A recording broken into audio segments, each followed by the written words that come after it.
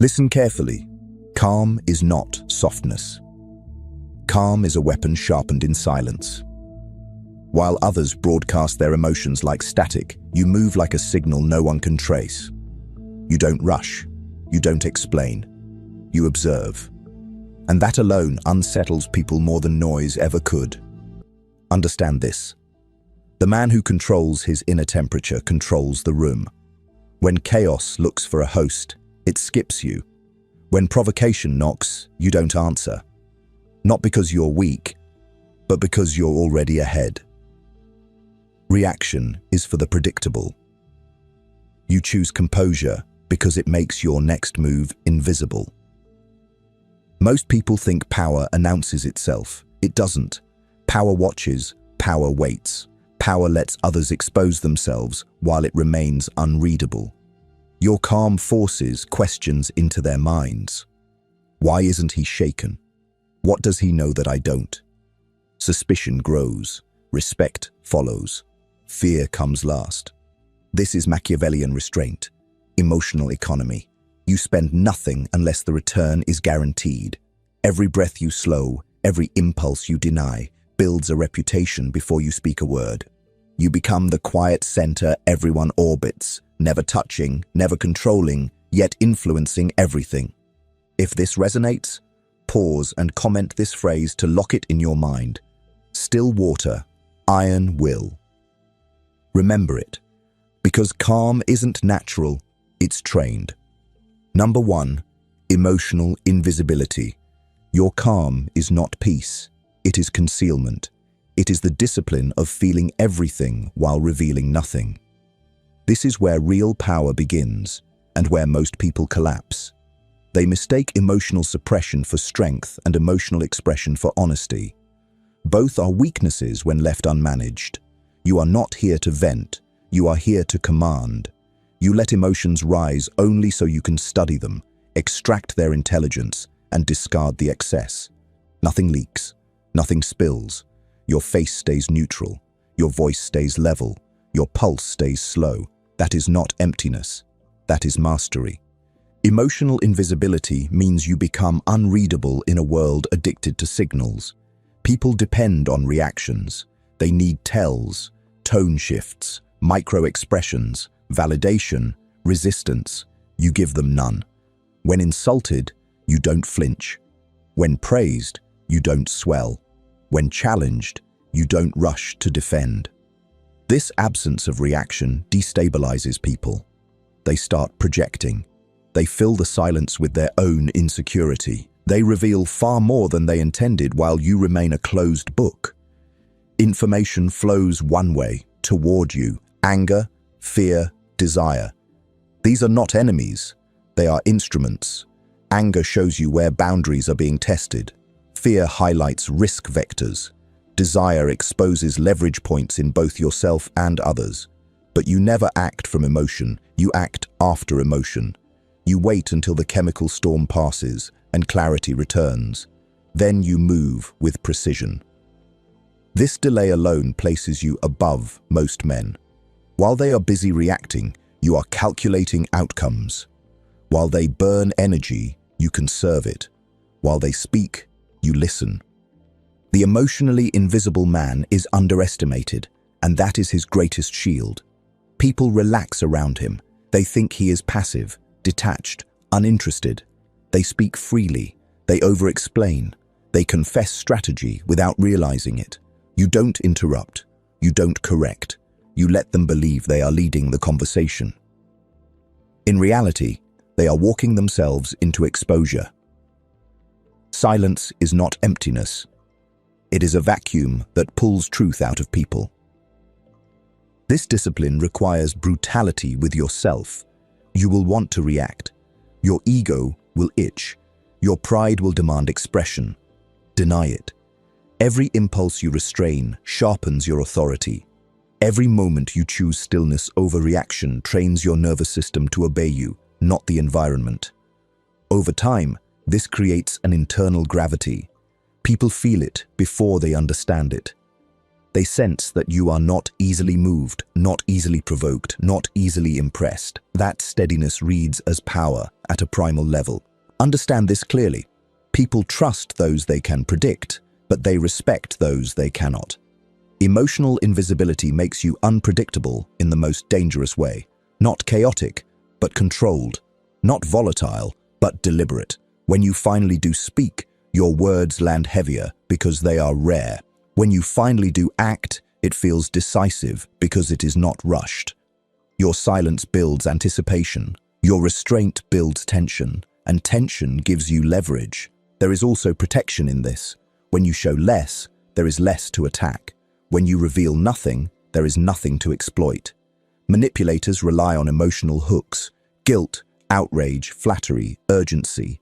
None of these work on a man who does not react on cue. You become immune to psychological bait. Others grow frustrated. They escalate.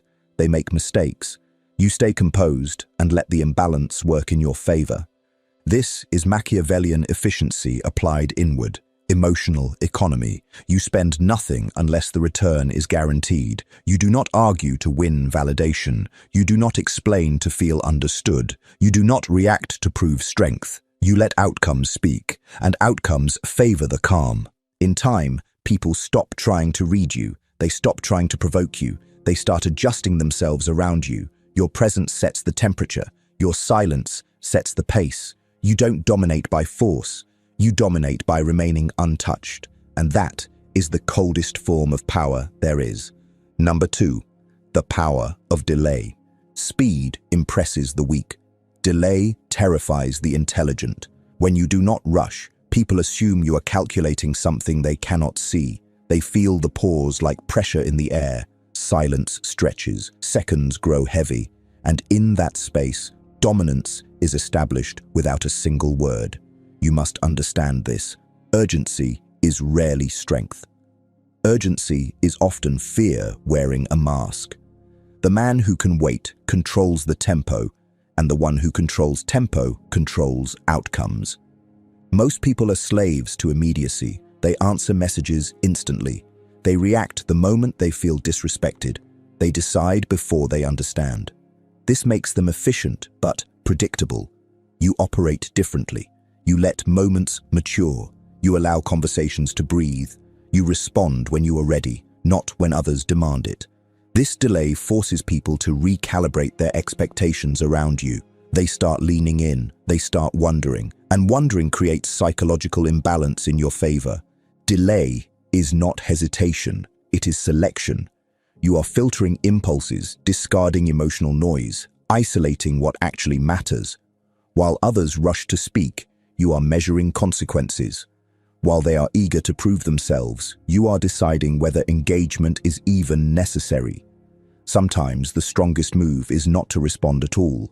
Absence of reaction can feel louder than confrontation. It leaves the other person alone with their insecurity, replaying the moment, questioning their position. There is a reason powerful figures throughout history moved slowly and spoke little. Delay creates mystique. It signals abundance of options. When you are not rushed, it implies you are not desperate. Desperation leaks power. Patience compounds it. People chase what does not chase them back. They respect what does not beg for attention. Delay places you above the emotional marketplace where everyone else is trading validation. In conflict, delay is lethal. When provoked, the average man reacts immediately, handing control to the instigator. You do the opposite. You pause. You let the adrenaline pass. You let the other person escalate alone. By the time you respond, if you respond, you are calm, precise, and detached. Your words are chosen, not spilled. This contrast makes you appear unshakable, and nothing unnerves people more than realizing they cannot drag you into their emotional frame. Delay also sharpens judgment. Time reveals patterns that speed conceals. When you wait, people show you who they really are. They contradict themselves. They expose motives. They grow careless. Rushed decisions are built on partial information. Delayed decisions are built on clarity. You do not need to outwork everyone. You only need to outweight them. This principle applies to ambition as well. Weak men rush success because they fear being left behind. Strong men build silently because they fear being seen too early. You don't announce plans. You don't explain trajectories. You move in quiet increments, letting results appear without warning. Sudden success is more intimidating than loud effort. It suggests preparation others never witnessed. That mystery amplifies your authority. Delay rewires your nervous system. When you train yourself not to react instantly, you reclaim sovereignty over your mind. External stimuli lose their grip. Notifications, insults, praise, urgency, all of it fades into background noise. You decide what deserves energy. This is not indifference, this is hierarchy. You are ranking inputs and most of them fail to qualify. People will test this. They will push for faster answers. They will label you cold, distant, uninterested. Let them. Labels are tools people use when they don't understand control. You don't correct them. You don't clarify. You let the misunderstanding work as camouflage. While they underestimate you, you remain free to move without resistance. The man who delays also intimidates without trying. His pauses feel intentional. His silence feels loaded. Others begin to overthink their words around him. They speak more carefully. They seek approval subconsciously.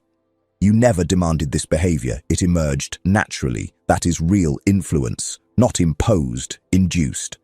Understand this deeply. Whoever moves second often wins. The first move reveals intent. The second exploits it. When you delay, you force others to show their hand. You collect data while they burn energy. You are not passive. You are positioning. And when you finally act, it feels inevitable, as if the outcome had already been decided long before anyone else noticed the game had started. This is how you become untouchable. Not by speed, not by noise, but by mastering the pause. Number 3. Untouchable presence. There comes a point where your calm, your delay, and your emotional invisibility merge into something people can feel but cannot name. This is presence, not charisma, not dominance. Presence. It enters the room before you speak and lingers after you leave. It is the sensation that you are not seeking approval, not negotiating your worth, not reacting to the emotional climate around you. You are self-contained. And self-contained men are dangerous. Not because they threaten, but because they cannot be influenced. Most people live externally. Their mood is rented from the room. Their confidence rises and falls based on attention, validation, or resistance. You don't operate there anymore. Your internal state is closed loop. Others may be loud, others may posture, others may perform strength. You don't compete. You don't mirror. You don't explain. That refusal alone elevates you. Power does not chase recognition. It lets recognition come looking and then decides whether to acknowledge it. An untouchable presence is built through consistency. You are calm when things go right. You are calm when things go wrong. You do not spike. You do not collapse. Emotional neutrality becomes your signature. Over time, people associate you with stability under pressure. They trust your silence more than others' speeches. When you finally speak, the room adjusts. Not because you demanded it, but because you trained them without ever trying. This is where Machiavellian philosophy becomes embodied, not intellectual. You are no longer using strategy. You are the strategy. People sense that you are operating on a different timeline, that you are not rushed by their urgency, that you are not shaken by their chaos. This creates a hierarchy without confrontation. Humans instinctively defer to the calmest nervous system in the room. You don't need to assert rank. Your composure assigns it. Notice how this shifts interactions. People begin to explain themselves to you without being asked. They justify. They qualify. They fill silence. You don't interrogate. You don't pressure. You let the void do the work. Silence is a mirror. People see themselves in it, and most don't like what they see. Meanwhile, you remain intact, unexposed, unmoved. Being untouchable does not mean being distant. It means being selective. You choose when to engage and when to withdraw. You are present, but not accessible, available, but but not needy. This balance creates gravity. People lean toward what feels scarce yet stable. You do not chase connection, you allow it. And if it doesn't come, you are unaffected. That emotional independence is felt immediately. There is also a darker edge to this presence. When people realize they cannot provoke you, they stop trying. When they realize they cannot read you, they stop assuming. When they realize you do not need their approval, they begin to offer it. Some will admire you, some will resent you. Both reactions are irrelevant. You are no longer playing the social game at eye level. You are operating above it. This is where many men break discipline. They mistake power for permission. They relax control. They start reacting again. Don't. Untouchability is fragile if neglected. You must protect your inner stillness like territory. Not everyone deserves access to your thoughts, your plans, your emotional bandwidth. Privacy is power. Mystery is armor. The less people know, the less they can interfere. Understand this clearly. The goal is not to intimidate. Intimidation invites challenge. The goal is to discourage engagement altogether. When people sense that interacting with you requires effort, clarity, and self-control, most will opt out. Only the serious remain. That filters your environment. That preserves your energy. That compounds your advantage. You don't announce boundaries, you embody them. You don't threaten consequences. You let your absence be the consequence. You don't argue your position. You let time validate it. This is cold power psychology in its purest form. Minimal effort, maximum effect. If you're following this so far, lock it into your identity. Comment this phrase now so it becomes non-negotiable. Unmoved, unreadable, unavailable. And if this mindset belongs on your path, like the video, subscribe to Psygrythm and turn on notifications. This isn't motivation. This is conditioning. Stay still. The next move is forming. Number 4. Control without force. Real power is quiet because it does not need to prove itself. Force is the language of insecurity. Control is the language of certainty. When you stop trying to dominate people outwardly, you begin to dominate situations inwardly. This is the shift. You no longer push, you position. You no longer argue, you influence. You no longer demand compliance. You create conditions where compliance becomes the easiest option. Most men misunderstand control. They think it requires aggression, volume, intimidation. That is primitive power, effective only on the weak and temporary by nature. Intelligent control is subtle. It works on the nervous system, not the ego. You control the frame, you control the pace, you control what is rewarded and what is ignored. And what you ignore is often more powerful than what you confront. Start with this principle. Attention is currency. Where you place it, you invest power. Where you withdraw it, you apply pressure. People crave reaction, approval, anger, validation, resistance. When you deny reaction, you deny leverage. This is why calm unnerves people. They don't know how to move you, so they don't know where they stand. That uncertainty keeps them adjusting themselves around you. Control without force means you never need to raise your voice. You never need to explain your standards.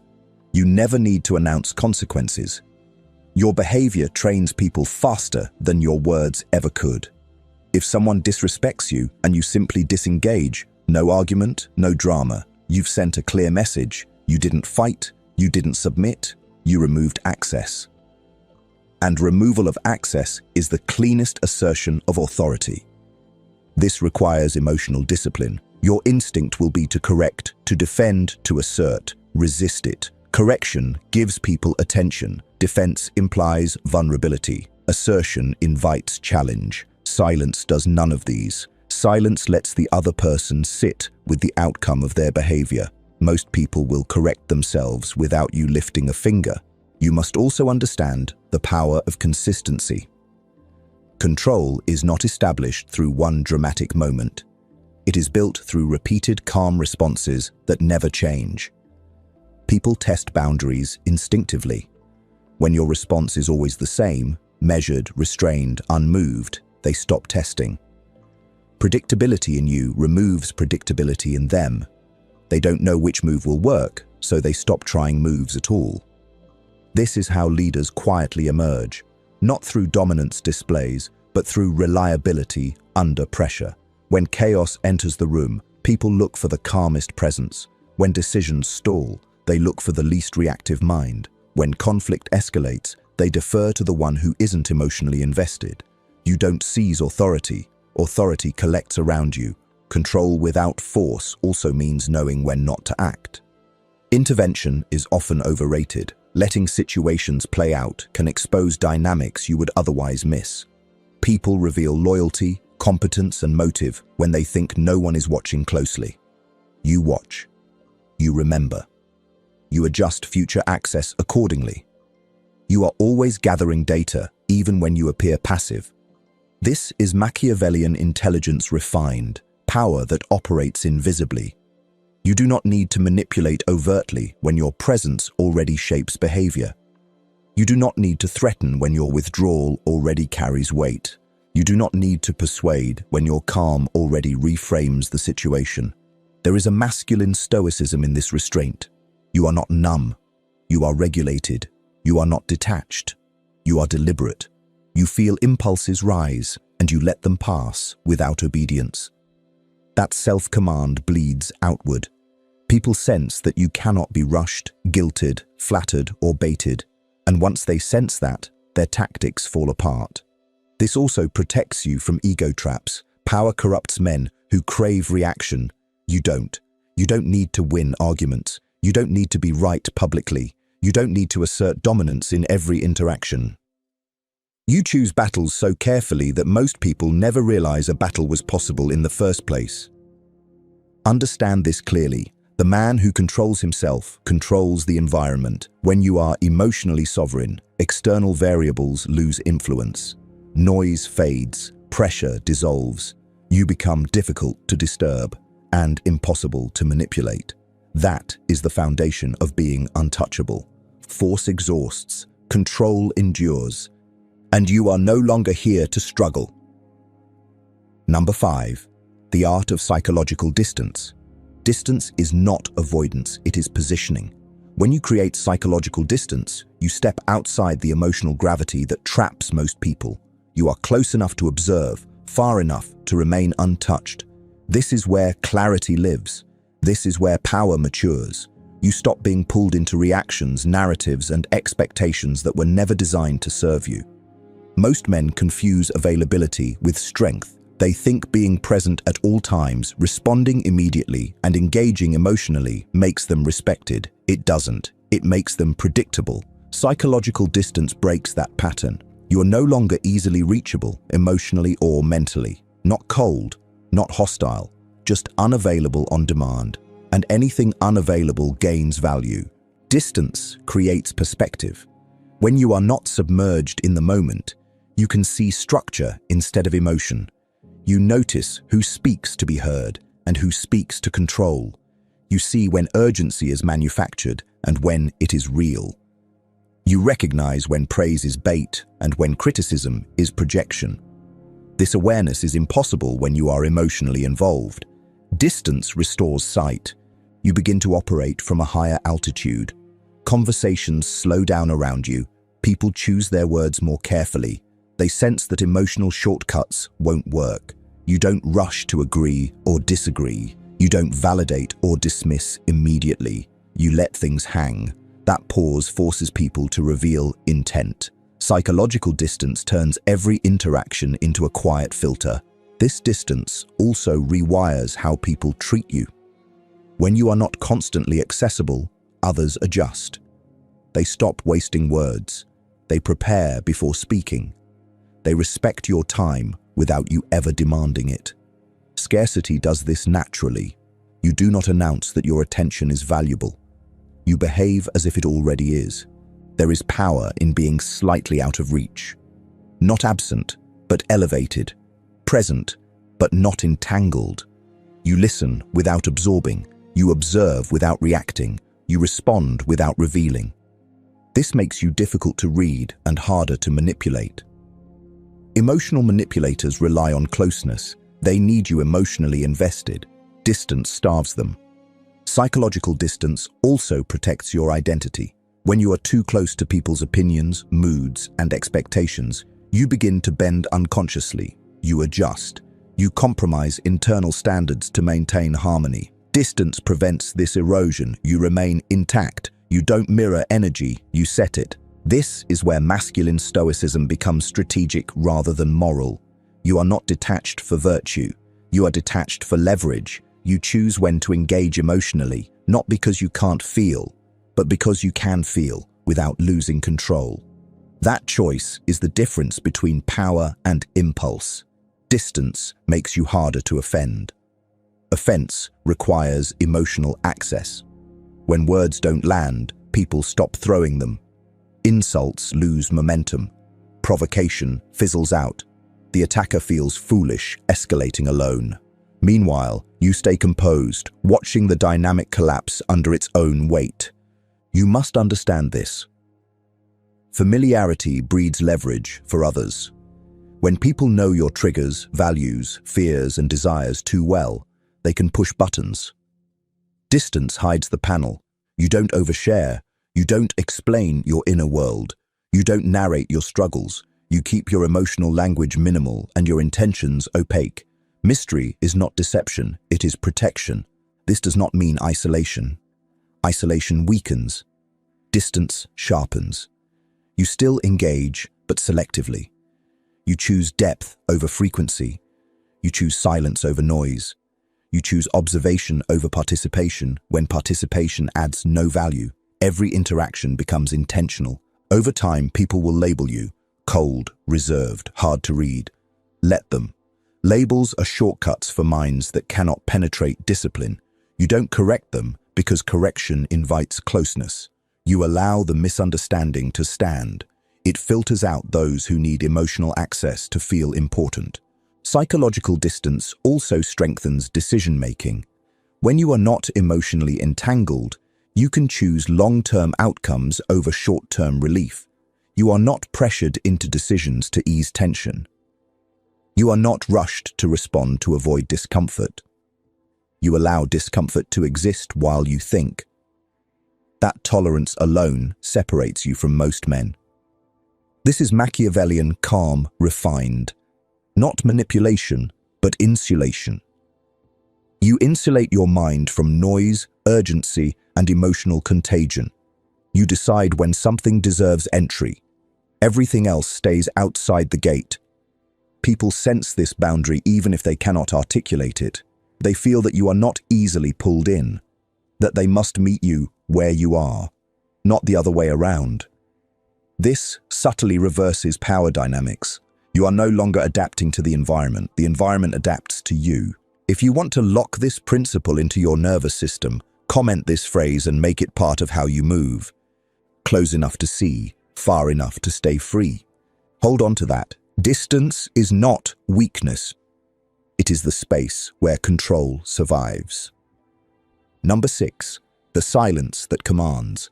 Silence is not the absence of power. It is power stripped of decoration. When you stop filling space with words, people start filling it with assumptions, and assumptions almost always work in your favor. The man who speaks less is assumed to know more. The man who reacts less is assumed to be in control. Silence creates weight. Every unspoken second presses on the room, forcing others to adjust. Most people talk to relieve internal pressure. They speak to discharge anxiety, to be seen, to prove relevance. You don't. You let pressure build. You let silence stretch just long enough to become uncomfortable. Discomfort reveals hierarchy. Those lower in control rush to resolve it. They talk faster, they over-explain, they soften their stance. Meanwhile, you stay still, letting the imbalance deepen. Silence is also a test. It shows who needs validation and who is secure without it. When you stop feeding conversations with energy, insecure people panic. They misinterpret. They seek reassurance. They try humor. They try aggression. All of it is data. You learn who can sit in quiet without unraveling, and who cannot be trusted under pressure. This is why silence commands without issuing commands. You are not demanding attention, you are withholding it. And attention withheld is far more powerful than attention given. When you finally speak, it feels intentional, deliberate, necessary. Your words land because they are rare. They cut through noise because they were not rushed into it. Silence also protects you from self-betrayal. Words, once spoken, cannot be retrieved. Silence gives you time to refine thought, to let emotion settle, to ensure that when you do speak, it serves your objective, not your ego. You are not here to vent. You are here to move outcomes. Silence keeps you aligned with that mission. In confrontation, silence destabilizes. The aggressor expects resistance. When none comes, they are left swinging at air. They escalate, exposing themselves, or they retreat, uncertain. Either way, you gain leverage without lifting a finger. You didn't fight. You didn't submit. You simply refused to enter their frame. There is a masculine stoicism in this restraint that people feel instinctively. Not the brittle silence of repression, but the grounded silence of control. You are not quiet because you are afraid. You are quiet because you are choosing. Choice is power. And when people sense choice, they sense authority. Silence also sharpens perception. When you are not preparing to speak, you are fully listening. You catch tone shifts, hesitations, inconsistencies. You notice who avoids eye contact and who overcompensates. While others are busy formulating replies, you are collecting intelligence. This asymmetry is devastating over time. Understand this. Conversation is negotiation. Every word trades position. The one who speaks less gives away less. The one who listens more gains more. Silence tilts the negotiation quietly in your favor.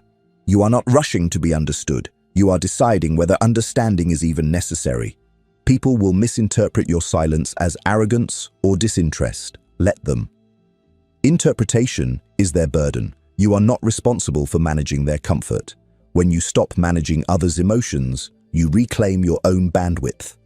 That reclaimed energy compounds into presence. Silence also sets boundaries without conflict. When you do not respond to disrespect, gossip, or emotional bait, you signal standards without explanation. Over time, people learn what access feels like and what removal feels like. You never announced the rules, you embodied them. This is where many fail. They break silence too early. They rush to clarify, to soften, to reassure. Don't. Let the pause do its work. Let uncertainty train behavior. People adjust faster to silence than to speeches. If this discipline is landing for you, anchor it now. Comment this phrase and make it instinctive. My silence decides the frame. Remember it. Because when you control silence, you control the room. Number 7, strategic restraint. At this level, restraint is no longer something you practice. It is something you embody. You are not holding yourself back. You are choosing precision over excess. Most men burn themselves out trying to be everywhere, prove everything, respond to everything. You don't. You understand that power leaks through unnecessary movement, so you move less, but each movement carries weight. Strategic restraint means you do not reveal your full capacity. You do not show your full intelligence, your full ambition, your full intensity. You let people underestimate the ceiling. This is not deception. It is discipline. When others believe they have measured you, they stop looking. That's when you gain freedom of maneuver. You resist the urge to correct people. You resist the urge to showcase competence. You resist the urge to win every exchange. Winning every exchange creates enemies and expectations. Restraint keeps you underestimated and unburdened. You allow others to take small victories that cost you nothing while you retain strategic advantage. Pride wants the spotlight. Power prefers the shadow. This restraint also governs your emotional output. You do not reward bad behavior with reaction. You do not reward manipulation with explanation. You do not reward disrespect with engagement. Attention is the fuel of behavior. What you do not feed withers. People learn quickly what does and does not work on you. There is a cold psychology here that most never access. When people realize that escalation does not move you, persuasion does not rush you, and pressure does not bend you, they change tactics, or they disengage entirely. Both outcomes favor you. You are not fighting battles, you are making them unnecessary. Strategic restraint also applies to ambition. You don't announce goals. You don't narrate progress. You don't seek applause mid-journey. Noise attracts interference. Silence attracts completion. You build quietly until results appear fully formed. Sudden outcomes destabilize competitors far more than loud effort ever could. This is where Machiavellian realism becomes practical. People do not oppose what they do not see coming. They do not sabotage what they do not understand. You let them believe you are static while you are repositioning internally. When change finally reveals itself, it feels inevitable and uncontestable. Restraint sharpens reputation. People begin to describe you carefully. He's hard to read. He doesn't overreact. He doesn't say much, but when he does, these pauses in speech are not accidents. They are the byproduct of consistency. Your restraint trains expectation. Your consistency trains respect. There is also safety in this. Men who display too much become targets. Men who explain too much create handles. Men who react too much bleed leverage. You give none of that away. You are smooth where others are jagged. Unbroken surfaces are harder to grip. Strategic restraint does not mean passivity. When action is required, you act decisively, cleanly, without apology. That contrast, long stillness followed by sudden clarity, creates shock. People feel like they missed something. They did. You were working while they were watching. You must guard this restraint ruthlessly. Ego will tempt you to perform. Emotion will tempt you to justify. Fear will tempt you to rush. Don't. Each temptation is an invitation back into the noise. You have already stepped out of it. Stay there. If this mindset aligns with how you move, seal it now. Comment this phrase and make it part of your operating system. I reveal nothing I don't need to. Hold it. Because the less you show, the more control you keep. Number 8. The final temperature. At the highest level, calm is no longer something you do. It is the temperature you set. You walk into environments already decided, not emotionally invested, not mentally rushed, not energetically available to chaos. This is where people stop trying to read you and start adjusting themselves around you instinctively. You are no longer reacting to the world. The world is reacting to your nervous system. Most people never reach this point because they still crave feedback. They want reassurance that they're doing well. They want confirmation that they're respected. They want visible wins. You no longer need that. You've learned that visible hunger repels power. Silence attracts it. Stillness concentrates it. You do not look for signals. You are the signal. This is what makes people nervous around you. Not because you threaten them, but because you remove the emotional reference points they rely on. They can't tell if you approve or disapprove. They can't tell if you're impressed or bored. They can't tell if you're planning something or nothing at all. Their mind fills the gap. And the human mind, when faced with uncertainty, defaults to caution. You are not cold. You are contained. There is a difference. Coldness is defensive. Containment is deliberate. You allow emotion internally, but you do not leak it externally. This containment creates pressure. Quiet, steady pressure. Others feel it the way they feel altitude change. Nothing dramatic, just enough to make them aware they are no longer in control. At this stage, people begin self-regulating around you. They lower their voice. They choose words carefully. They hesitate before interrupting. They explain themselves unprompted. You didn't ask for this. You didn't train it directly. Your consistency did. Calm, when sustained long enough, becomes authority. This is the Machiavellian advantage few understand. The strongest position is the one that requires no maintenance. Loud dominance must be refreshed constantly. Emotional power must be reinforced daily. Calm power compounds on its own. The longer you remain unshaken, the more weight your presence carries. Time works for you instead of against you. You also stop mistaking stimulation for importance. Drama, urgency, and intensity lose their seductive pull. You see them for what they are, distractions that drain energy and expose positioning. You are no longer pulled into proving cycles. You don't correct narratives. You don't chase misunderstanding. You let reality catch up on its own timeline. This detachment changes how you experience conflict. Conflict becomes informational, not personal. You are not defending identity. You are assessing dynamics. Who is emotional? Who is composed? Who escalates? Who withdraws? You gather this data without commentary. Later, when access is adjusted or decisions are made, it feels logical, inevitable, no drama required. People who thrive on emotional chaos avoid you. They sense that their tools don't work here. Manipulators, provocateurs, and attention seekers grow uncomfortable. There is nothing to hook into, no emotional surface tension. They move on to easier targets. This is not accidental. This is the result of disciplined calm over time. At the same time, serious people gravitate toward you. Those who value clarity, competence, and self-command recognize it immediately. They feel safer around you, not because you are soft, but because you are stable. Stability is rare.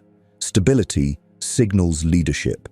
Even without a title, people defer to it. You now understand something fundamental. Power does not need expression. Expression is often compensation. Real power is felt before it is seen and remembered after it leaves. You don't posture. You don't explain. You don't announce intent. You let behavior speak in quiet sentences over long periods of time. This calm also changes how you move through ambition. You no longer rush timelines. You don't panic at delays. You don't attach identity to outcomes. You operate from sufficiency. You know that men who stay composed outlast men who burn hot. Longevity beats intensity every time. At this level, your calm becomes unsettling because it implies preparation. People assume you've seen worse, that you've planned further, that you're not surprised because you already accounted for this scenario. Whether that's true or not doesn't matter. Perception becomes reality, and perception is shaped by your stillness. This is where many will misjudge you. They'll think you're uninterested, passive, detached. Let them. Underestimation is a strategic gift.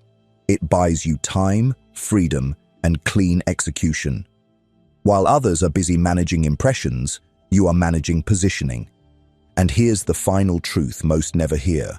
Calm is not the absence of fear. It is dominance over it. You feel the same physiological signals as everyone else. The difference is you don't obey them. You don't let adrenaline dictate decisions. You don't let emotion choose timing. You decide after the body settles. That delay is everything. If you're ready to own this level of control, anchor it now. Comment this phrase and make it part of your identity. I decide the temperature. Read it again. Because when you control your inner state, you control the outcome before it even begins. Number 9. Become untouchable. Now everything converges. Calm, delay, distance, silence, restraint. Not as techniques, but as identity. You are no longer doing these things consciously. They are how you move, how you stand, how you decide. And at this level, something irreversible happens. People stop trying to change you. They stop trying to rush you. They stop trying to pull reactions out of you. You have crossed into untouchable territory. Untouchable does not mean unreachable. It means uncompromised. Your center does not shift based on praise or pressure. You are no longer negotiating with the environment. You have already decided who you are, how you respond, and what you tolerate. Everything else is filtered through that decision. This is where masculine stoicism stops being philosophy and becomes posture. Most men live reactively. Their calm depends on circumstances. Their confidence depends on outcomes. Their composure depends on how others behave. You are different now. Your calm is internal. It exists before the situation and survives after it. That makes you dangerous in the quietest way possible, because nothing external can destabilize you without your permission. This is why people feel uneasy around you. Not because you dominate, but because you don't participate in the usual emotional economy. You don't trade validation. You don't exchange reactions. You don't escalate or soothe on command. You are not cold. You are closed loop, self-powered. That independence disrupts social dynamics built on emotional dependency. At this stage, you stop explaining yourself entirely. Explanation is a request for agreement. You no longer need agreement. You let actions stand alone. If people misunderstand you, you don't rush to correct them. Misunderstanding filters the weak. Clarity is reserved for those who earn proximity. This is not arrogance. This is efficiency. You also stop trying to be liked. Likability is a fragile form of power. It evaporates under pressure. Respect, earned through consistency and restraint, does not. You choose respect every time, even if it means fewer allies. Fewer, stronger connections always outperform many shallow ones. Untouchable men are not surrounded by noise. They are surrounded by gravity. This gravity changes how conflict finds you. It finds you less often. When it does, it feels muted. People approach carefully. They test lightly. They sense that escalation will not reward them. And when escalation does happen, you don't meet it emotionally. You meet it structurally, calmly, briefly, decisively. Then you return to stillness as if nothing happened. That contrast leaves a lasting impression. Being untouchable also means you stop performing masculinity. You don't posture. You don't over-explain strength. You don't signal dominance. You let self-command speak. True masculinity is not loud. It is regulated. It is knowing you could act, but choosing not to unless necessary. That choice is what people feel. Your nervous system becomes your greatest asset. While others spike, crash, and spiral, you remain even. While others burn out, you endure. While others chase momentum, you build inevitability. Over time, this compounds into something rare. Trust in yourself, not confidence borrowed from success, but certainty rooted in discipline. This certainty changes how you pursue ambition. You no longer panic about timing. You don't rush visibility. You don't announce milestones. You work quietly, steadily, without emotional attachment to applause. When results appear, they feel sudden to others, but inevitable to you. You were never in a hurry. You were in control. You also stop competing with everyone. Competition implies comparison. Comparison implies insecurity. You measure yourself only against your own standards. Did you react when you shouldn't have? Did you speak when silence would have been stronger? Did you move before clarity arrived? These are the only metrics that matter now. Mastery is internal. This is where dark psychology flips direction. You are no longer trying to influence others directly. Your influence is a side effect of who you've become. People mirror your calm without realizing it. They lower their intensity around you. They seek your approval without you asking for it. They adjust behavior simply because you exist in the space. That is real power. And here is the final truth. Being untouchable is not about domination. It is about sovereignty. You own your reactions. You own your timing. You own your energy. No one rents space in your mind without permission. No one pulls you into frames you didn't choose. You decide the terms of engagement, or you don't engage at all. This is what it means to be so calm, it makes people nervous. Not because you're hiding something, but because you're hiding nothing they can access. Your inner world is sealed. Your outer behavior is consistent. There is nothing to grab, nothing to provoke, nothing to exploit. If this series has been reshaping how you think, anchor it one final time. Comment this phrase and make it your standard from now on. I am calm. I am untouchable. And if Sig Rhythm has been sharpening your edge, like the video, subscribe to the channel, and turn on notifications. This isn't entertainment. It's alignment. Stay still, stay unreadable. Let the world adjust. Before you leave this space, understand this. Calm is not something you switch on when it's convenient.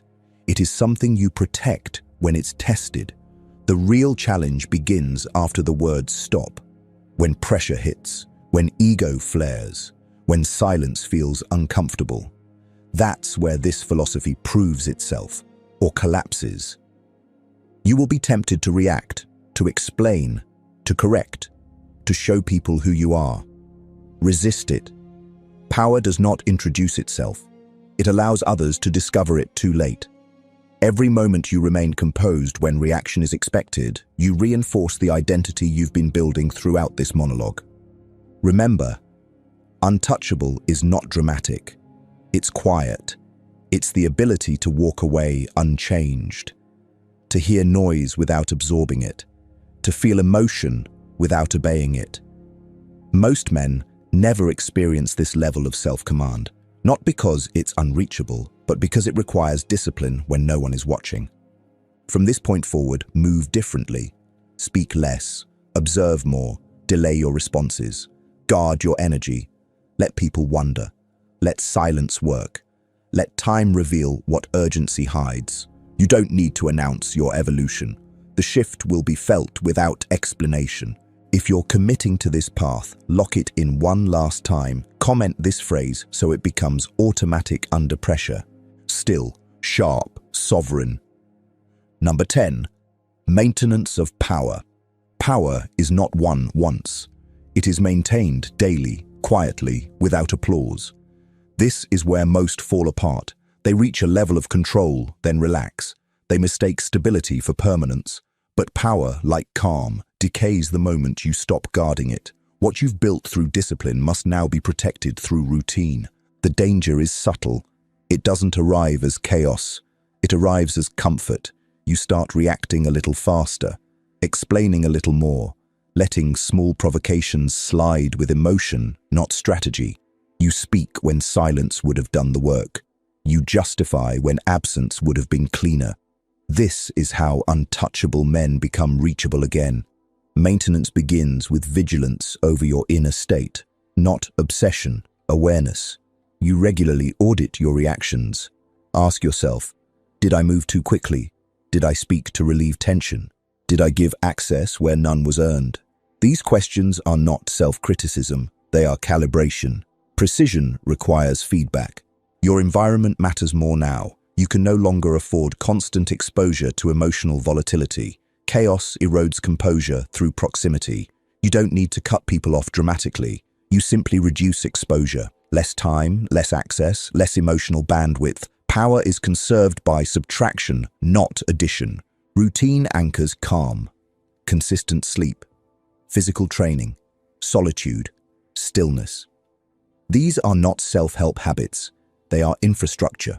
A regulated body supports a regulated mind. When your nervous system is stable, external events lose leverage. You are harder to spike, harder to rush, harder to bait. This is not luxury. This is necessity. You must also protect your silence from corrosion. Modern life pushes constant expression, opinions, reactions, hot takes. You resist this. You choose scarcity of speech. Not because you have nothing to say, but because saying less preserves authority. The more selectively you speak, the more weight your words retain. Maintenance also means resisting emotional debts. You don't feel obligated to reply quickly. You don't feel compelled to clarify misunderstandings. You don't chase closure. Closure is often a trap designed to pull you back into emotional negotiation. You let time close what doesn't require your energy. Watch how people treat your boundaries. Those who respect them without explanation earn proximity. Those who push, test, or guilt trip reveal themselves. You don't confront them emotionally.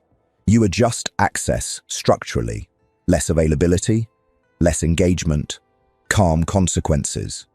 Over time, your circle becomes quieter, sharper, more aligned. There will be moments when you want to break character, when ego flares, when injustice pokes at pride, when silence feels like surrender. This is the real test. Remember, Restraint is not weakness, it is delayed force. You are not avoiding action. You are choosing the right moment, or choosing none at all. Maintenance of power also means accepting loneliness at times. Not isolation, but separation from noise. Fewer conversations, fewer explanations, fewer emotional exchanges. In return, you gain clarity. Clarity compounds faster than connection ever could, and the connections that remain are stronger for it. You are not here to be understood by everyone. You are here to be unmoved by most.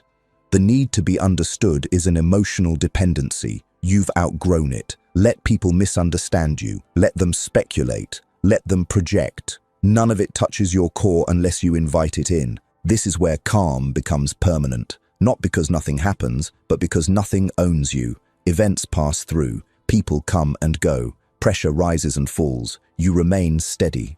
Over time, this steadiness becomes identity. You no longer try to stay calm. You simply are. If you're committed to maintaining this level, anchor it now. Comment this phrase and treat it as a rule, not motivation. What I protect, I keep. Read it again. Because power isn't loud, it's preserved. Number 11, the long game. Power reveals itself over time, not moments. Anyone can be calm for a minute. Anyone can stay silent once. Anyone can restrain themselves when they're being watched. The long game exposes who you really are. It rewards consistency, not intensity. This is where your edge sharpens quietly, while others dull themselves chasing short-term wins. The long game begins with patience toward outcomes. You stop measuring progress emotionally. You don't need constant evidence that things are working. You understand that real positioning happens beneath the surface. While others look for immediate feedback, you're building alignment between thought, behavior, and timing. That alignment is invisible until it isn't, and when it finally shows, it looks effortless. You learn to let time do the heavy lifting. Time reveals intentions. Time exposes instability. Time punishes impulsive men and rewards disciplined ones. You don't rush to prove yourself because you know that urgency ages poorly. The man who waits forces everyone else to reveal their hand first. By the time action is required, you already know the terrain. This long game mindset changes how you deal with people. You stop reacting to single interactions and start observing patterns. One comment doesn't matter. One mistake doesn't matter.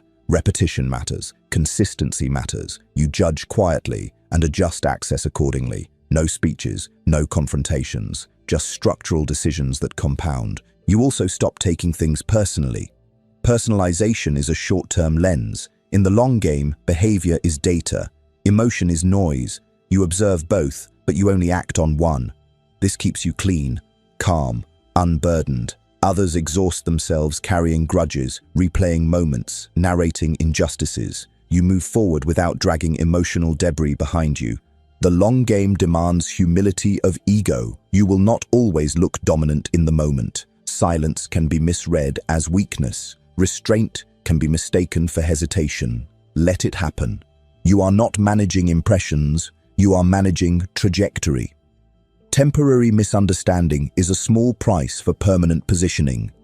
This is where many men sabotage themselves. They break discipline to correct the record. They rush to reclaim status. They speak too soon. You don't. You trust the arc you're building. You let results speak in complete sentences rather than fragments. When the truth arrives fully formed, it needs no defense.